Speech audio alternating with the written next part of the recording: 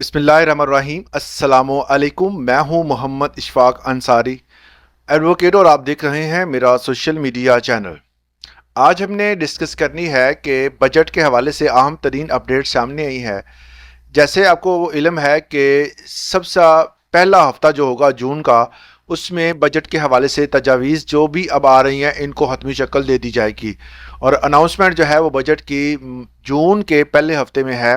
मगर उससे पहले तमाम तर प्रिपरेशन और आईएमएफ का इन्फ्लुएंस आपको पता ही है कि बजट की तमाम तैयारी में जो है जो कोई बंदा जो है वो इन्वॉल्व है वो आईएमएफ को जवाबदेह भी है, क्योंकि आईएमएफ जो है वो इस चीज़ों को भांपती है, देखती है कि क्या आप जो पॉलिसियां बना रहे हैं वो पॉलिसियां अकॉर्डिंग टू लॉ हैं।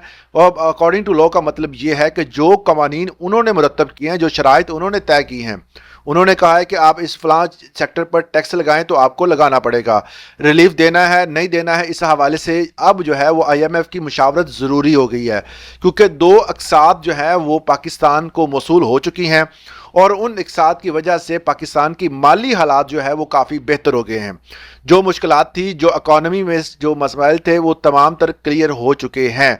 फ़िलहाल जो है वो अगली इक़सात का जो बजट के करीब जो है वो पाकिस्तान को मौसूल हो जाएंगी, मगर उससे पहले जो है वो उनका एक वफद जो है वो 2 दिन से पाकिस्तान में मौजूद है। वो तमाम तर जितने भी FBR के नुमाइंदे, स्टेट बैंक के नुमाइंदे और इसके साथ हमारे वजारत ख़जाना और वो ख़ुद तमाम जो भी पॉलिसियाँ बनाई हैं उनको इनके साथ शेयर कर रहे हैं। उससे पहले आपको बता दूं कि सरकारी मुलाजमीन और पेंशनर्स के हवाले से जो अहम अपडेट्स उसके हवाले से सामने आई हैं उनको भी आज की वीडियो में शेयर करेंगे। आज 17 फरवरी 2026 दिन एतबार का है। अहम तरीन अपडेट्स आपके साथ शेयर करेंगे। अहम अपडेट ये है कि ईद उल अज़हा का चांद के हवाले से आज जो है वो हमारी रोते हलाल कमेटी जो है और इसके तमाम तर अरकान और हमारे जो भी आला ओहदेदारान है आज वो चांद को देखेंगे। अगर चांद नज़र आ जाता है तो इसका आपको बिल्कुल क्लियर हो जाएगा कि अब ईद जो है वो किस दिन है। वो आज डिसीजन लेने का मौका है। आज नज़र आता है तो डेट और होगी, कल आएगा तो डेट और होगी। उससे पहले आपको बता दूं कि वफाकी बजट में जो मुलाजमीन के अलाउंसेस के हवाले से आज जो है वो बताया गया है, एक चीज़ क्लियर आई है, सामने आई है कि 3 चीज़ों में इजाफा किया जाएगा, जिनमें पहली चीज़ है हाउस रेंट। हाउस रेंट में इजाफे के हवाले से तजवीज़ सामने आई है कि जो हाउस रेंट आपको पता है कि वो तमाम बंदे जो कि आउट ऑफ सिटी होते हैं उनको ये बहुत ज़रूरी होता है, क्योंकि वो ऑलरेडी जो है वो इन तमाम चीज़ों को बर्दाश्त कर रहे होते हैं और जिस लेवल पर महंगाई है उस हिसाब से अगर ये हाउस रेंट बढ़ा दें तो फिर ही जान सुख में आ सकती है। वरना जो है आपको पता ही है कि एट मिनिमम जो है वो आजकल जो रेंट चल रहा है वो रेंट जो है वो आजकल 15,000 से स्टार्ट है और इवन के लाखों में भी है। बहुत सारे ऐसे अपार्टमेंट हैं जो कि अगर फैसिलिटेट हैं मुकम्मल तौर पर तो उनका लाखों में भी जो है वो रेंट होता है। तो इन तमाम चीज़ों को मद्देनज़र रखते हुए गवर्नमेंट को इलाके के हिसाब से जो है वो हाउस रेंट का इजाफा करना चाहिए। वैसे ये इजाफा जो है मतवक्को है।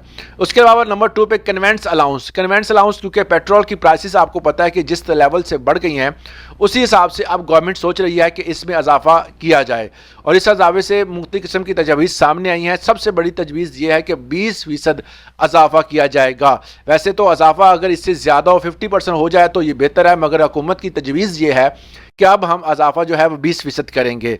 इसके अलावा नंबर 3 पर मेडिकल अलाउंस। मेडिकल अलाउंस में जो है वो 15% इजाफे की तवक्को की जा रही है और इस हवाले से एक चीज़ बड़ी अहम है कि आपको पता है कि मेडिकल फैसिलिटीज़ बहुत ज़्यादा जो हैं वो इस हद तक महंगी हो चुकी हैं कि आम बंदा जो है वो ना मेडिसिन अफोर्ड कर सकता है ना डॉक्टरों की फ़ीस। आमतौर पर लाहौर में, इस्लामाबाद में, कराची में, पेशावर में आप किसी भी बेहतर डॉक्टर के पास जाएं, अगर वहाँ पर अगर आपको कोई मेडिसिन लिख देता है, जो चेकअप फ़ीस है, हर चीज़ इंक्लूड की जाए तो जिस तरह 1500-2000 रुपये जो अलाउंस है वो एक दिन में ही ख़त्म हो जाएगा। तो आप दोबारा जो है वो अगर महीने में 2 बार भी जाएँ तो आपका जो अलाउंस है वो आपको जो है वो जेब से पड़ेगा और आपको अलाउंसेस के पैसे जेब से अदा करने पड़ेंगे।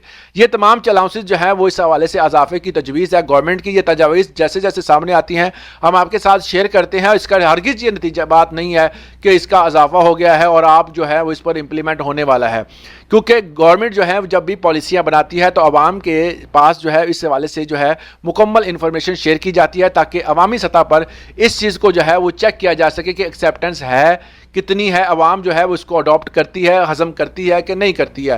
لوگ یہ سمجھتے ہیں کہ جو پالیسی ہے وہی امپلیمنٹ ہوگا. پالیسیاں اور امپلیمنٹیشن میں بڑا فرق ہوتا ہے.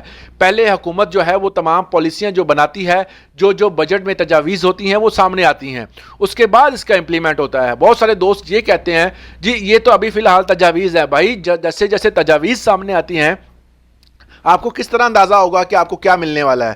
اگر آپ کو پہلے ہر چیز کا علم ہوگا تب ہی آپ اپنی مانگیں رکھ سکیں گے, تب ہی آپ کی بنائی ہوئی تمام تر جو چھوٹی چھوٹی جماعتیں ہیں, جو چھوٹے چھوٹے گروپ ہیں ملازمین کے, یہ جا کر جو ہے وہ اپنا احتجاج ریکارڈ کروا سکیں گے, اپنی بات منوا سکیں گے.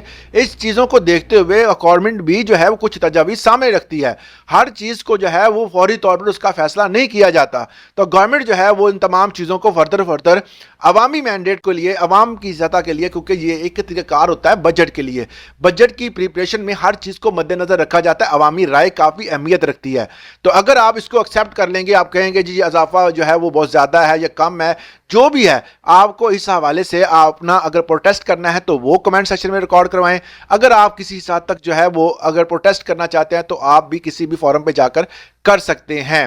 مگر اس میں ایک چیز بہت زیادہ ہے کہ اگر مطالبات دیکھے جائیں تو مطالبات جو ہیں وہ آپ کو پتا ہے کہ 4 ایڈ ہاک ہیں.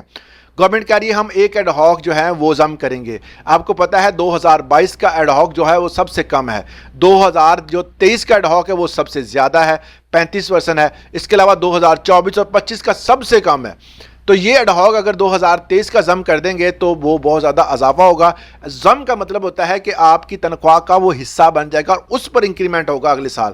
تو اس طرح کی صورتحال میں آپ کو پتہ ہونا چاہیے کہ یہ صورتحال کس حد تک جو ہے گورنمنٹ جو ہے وہ آپ کے ساتھ کام کر رہی ہے. تو اگر آپ کہیں گے یہ چاروں ایڈ ہاک ضم ہو تو پھر تو آپ کے وارے نیارے ہو جائیں گے. اور اسی طرح اگر دیکھا جائے تو اب جو ہے وہ گورنمنٹ نے جو پینشنرز ہیں ان کے لیے بھی ایڈ ہاک بنا دیا ہے. جو پچھلی سال جو آپ کا اضافہ ہوا ہے وہ اس میں اس سال ضم نہیں ہوگا. وہ آپ کی جو بیسک جو ہے وہ آپ کی پینشن تھی اس کو ایڈ ہاک تصور کیا جائے گا, وہ پرماننٹ تصور کیا جائے گا, اور اس پر جو اضافہ تھا وہ آپ کا اضافہ ایک سائڈ پہ رکھا جائے گا, اسی پہ اضافہ ہوگا. اگر 50,000 سیلری ہے تو آپ کا 10% اضافہ ہو کے 60,000 ہو گئی ہے تو آپ کو 60,000 پر اضافہ نہیں ملے گا, آپ کو 50 پر ہی ملے گا. اور وہ ایڈ ہاک جو 10,000 تھا وہ اس میں ضم نہیں ہوگا. اسی طرح گورنمنٹ نے اب آپ کی پینشن بھی فکس کر دی ہے. بہت سارے دوست اتنے سادہ لوگ ہیں ان کو اس چیز کا علم ہی نہیں ہے, اور کچھ پڑھے لکھے لوگ بھی اس چیز سے انٹرسٹ نہیں لیتے کہ یہ سارا پالیسیاں جو ہے وہ حکومت کر کیا رہی ہے. تو حکومت کی پالیسیوں کو سمجھانے کے لیے ہم تمام تر ویڈیو بناتے ہیں تاکہ آپ کو سمجھ آئے کہ گورنمنٹ جو ہے وہ اب کرنے کیا جا رہی ہے. اور بہت سارے دوست اس چیز کو یہ سمجھ بیٹھتے ہیں کہ یہ اضافہ ہو گیا ہے. بہت ساری چیزوں کو انٹرسٹنگ بنانے کے لیے مختلف قسم کی جو ہے وہ کیوٹس لکھنی پڑتی ہیں تاکہ آپ جو ہے ان تمام چیزوں کو بہتر طریقے سے سمجھ سکیں. آج کے لیے اتنا, اجازت دیں. اللہ حافظ.